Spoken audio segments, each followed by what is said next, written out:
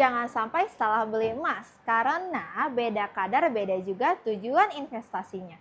Banyak orang berpikir semua emas itu sama, padahal kadar emas bisa menentukan apakah emas itu lebih cocok untuk investasi atau dipakai sehari-hari.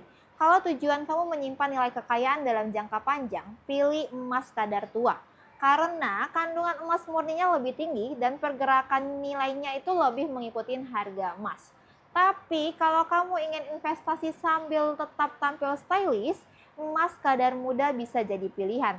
Selain bisa dipakai untuk menghias diri, tetap ada nilai yang bisa disimpan.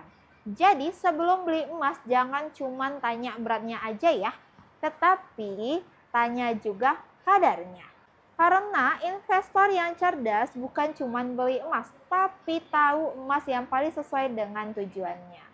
Jangan lupa follow untuk informasi terbaru kita setiap harinya. Bye-bye.